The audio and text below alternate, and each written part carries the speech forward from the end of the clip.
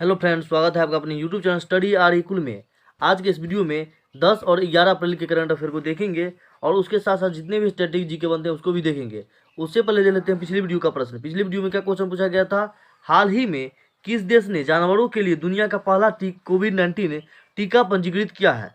तो इसका सही आंसर हो जाएगा ऑप्शन बी, रूस ने जानवरों के लिए दुनिया का पहला कोविड-19 टीका पंजीकृत किया है। नेक्स्ट क्वेश्चन दूसरा, भारत और किस देश के बीच मिताली एक्सप्रेस ट्रेन शुरू की गई है?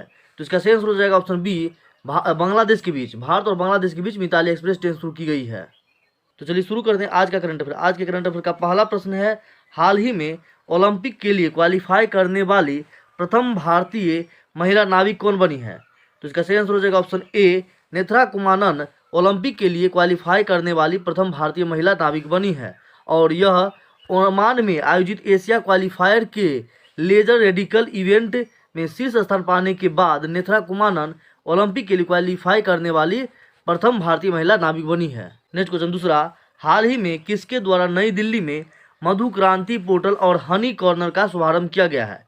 तो इसका सही आंसर हो जाएगा ऑप्शन बी, नरेंद्र सिंह तोमर के द्वारा नई दिल्ली में मधु क्रांति पोर्टल और हनी कॉर्नर का शुभारंभ किया गया है और यह 7 अप्रैल 2021 को कृषि और किसान कल्याण मंत्री नरेंद्र सिंह तोमर ने नई दिल्ली में नाफेड के राष्ट्रीय कृषि सहकारी विपणन संघ के मधु क्रांति पोर्टल और हनी कॉर्नर का शुभारंभ किया है और इस परियोजना के लिए नेशनल बी बोर्ड और इंडियन बैंक के बीच समझौता ज्ञापन पर हस्ताक्षर किया गया है। तो जानते हैं नाफेड का फुल फॉर्म।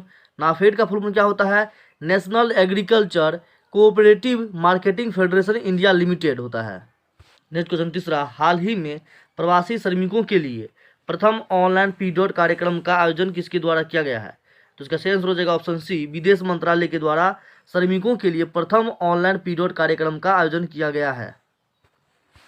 क्वेश्चन चौथा, हाल ही में किस देश ने ब्रिक्स वित्त मंत्रियों के सम्मेलन की मेजबानी की है? तो इसका सही आंसर हो जाएगा ऑप्शन डी, भारत ने ब्रिक्स वित्त मंत्रियों के सम्मेलन की मेजबानी की है और वित्त मंत्री निर्मला सीतारमण ने ब्रिक्स के वित्त मंत्रियों और केंद्रीय बैंक के गवर्नर की पहली बैठक को नई दिल्ली से आभासी रूप से संबोधित किया है और निर्मला सीतारमण और आरबीआई गवर्नर शक्तिकांत दास ने इस बैठक की अध्यक्षता की है। नेक्स्ट क्वेश्चन पांचवा, हाल ही में विप्रो ने ऑस्ट्रेलिया और न्यूजीलैंड संचालन के लिए प्रबंधक निदेशक के रूप में किसे नियुक्त किया है? तो इसका सही आंसर हो जाएगा ऑप्शन ए, सारा एडम गेज को विप्रो ने ऑस्ट्रेलिया और न्यूजीलैंड के संचालन के लिए प्रबंधक निदेशक के रूप में नियुक्त किया है। और जान लेते विप्रो के बारे में। विप्रो की स्थापना कब हुआ था? 29 दिसंबर 1945 ईस्वी को हुआ था और इसके संस्थापक अजीम प्रेम जी है और इसका मुख्यालय कहाँ है? बेंगलुरु, कर्नाटक, भारत में है। नेक्स्ट क्वेश्चन छठा, हाल ही में किस भारतीय महिला को संयुक्त राष्ट्र विकास कार्यक्रम यानी यूएनडीपी की अंडर सेक्रेटरी जनरल और एसोसिएट एडमिनिस्ट्रेटर के रूप में चुना गया है?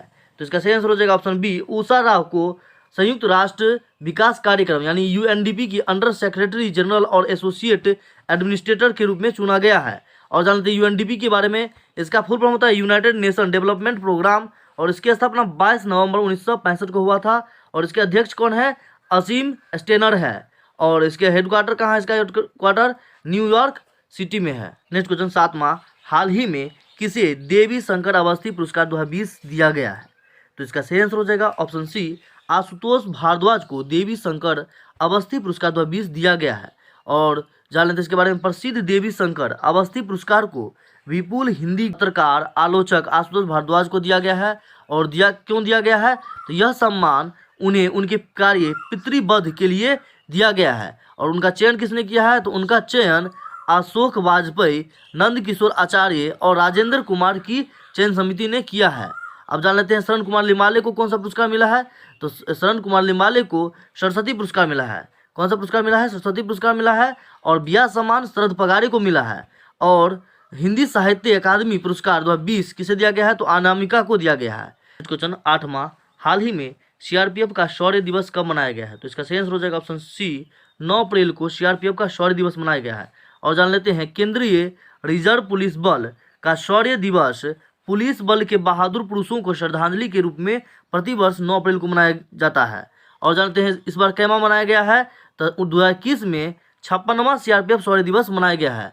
और यह क्यों मनाया जाता है? तो इस दिन 1965 में सीआरपीएफ की एक टुकड़ी ने गुजरात के कच्छ के रण में स्थित सरदार पोस्ट में बड़े पैमाने पर आक्रमणकारी पाकिस्तानी सेना को हराकर इतिहास रचा था। अब जानते हैं सीआरपीएफ के बारे में। सीआरपीएफ का मुख्यालय कहाँ है? तो सीआरपीएफ का मुख्यालय नई दिल्ली में है। और सीआरपीएफ का गठन कब हुआ था? तो 27 जुलाई 1939 ईस्वी को हुआ था। और इसका आदर्श वाक्य क्या है? सेवा और वफादारी है। और इसके महानिदेशक कौन है? तो कुलदीप सिंह है। नेक्स्ट क्वेश्चन 9वां, हाल ही में भारत ने शैक्षिक और अनुसंधान सहयोग के लिए किस देश के साथ समझौता किया है? तो इसका सही आंसर हो जाएगा ऑप्शन डी, जापान। भारत ने जापान के साथ शैक्षिक और अनुसंधान सहयोग के लिए समझौता किया है। अब जानते हैं जापान के बारे में। जापान की राजधानी कहाँ है? तो जापान की राजधानी टोक्यो है, जो कि होन्शु द्वीप पर है। और जापान की मुद्रा जापानी येन है। और जापान के प्रधानमंत्री कौन है? तो योशिहाइडे सुगा है जापान के प्रधानमंत्री। नेक्स्ट क्वेश्चन 10वां, हाल ही में छत्तीसगढ़ सरकार ने किसे वीरनी पुरस्कार से सम्मानित किया है? तो इसका सही आंसर हो जाएगा ऑप्शन ए, दूती चंद को छत्तीसगढ़ सरकार ने वीरनी पुरस्कार से सम्मानित किया है। क्वेश्चन 11वां, हाल ही में किसने दुनिया का पहला माइक्रो सेंसर आधारित विस्फोटक ट्रेस डिटेक्टर लॉन्च किया है, जिसे नैनो स्नीफर कहा गया है?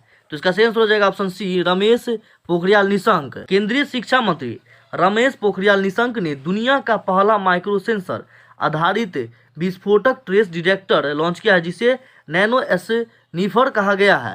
नेक्स्ट क्वेश्चन 12वां, हाल ही में किसने विश्व बैंक IMF की 103वीं विकास समिति की बैठक में भाग लिया है? तो इसका सही आंसर हो जाएगा ऑप्शन बी, निर्मला सीतारमन। केंद्रीय वित्त और कॉरपोरेट मामलों की मंत्री श्रीमती निर्मला सीतारमन ने वीडियो कॉन्फ्रेंस के माध्यम से विकास समिति प्लेनरी की 103वीं बैठक में भाग लिया है। और बैठक के दौरान उन्होंने कोविड-19 से निपटने के लिए किए गए उपायों को साझा किया, जिसमें गरीबों और कमजोर के लिए सामाजिक सहायता के उपाय और फर्मों के लिए सांविधिक और नियामक अनुपालन मामलों में राहत के उपाय शामिल है। नेक्स्ट क्वेश्चन 13वां, हाल ही में भारत ने किस देश को 100 करोड़ रुपए की गश्ती जहाज PS जोरोस्टर सौंपा है? तो इसका सही आंसर हो जाएगा ऑप्शन सी, सेशेल्स को भारत ने 100 करोड़ रुपए की गश्ती जहाज PS जोरोस्टर को सौंपा है। और जान लेते हैं इसके बारे में। भारतीय प्रधानमंत्री नरेंद्र मोदी और सेशेल्स के राष्ट्रपति बेवेल रामकलवान के बीच आभासी शिखर सम्मेलन के दौरान भारत ने औपचारिक रूप से 100 करोड़ रुपए के गश्ती जहाज PS जोरोस्टर को सेशेल्स को सौंपा है। और PS जोरोस्टर 2005 के बाद सेशेल्स के लिए विकसित चौथी मेड इन इंडिया गश्ती नाव है। चौथी है तो 3 गो कौन है? तो भारत द्वारा उपहार में दिए गए अन्य जहाज़ों में PS टोपाज 2005 में, PS कॉन्स्टेंट 2014 में, पेट्रो बोट हरमिस 2016 में शामिल है। तो जानते हैं सेशेल्स के बारे में। सेशेल्स की राजधानी कहाँ है? तो विक्टोरिया है। और सेशेल्स की मुद्रा का नाम क्या है?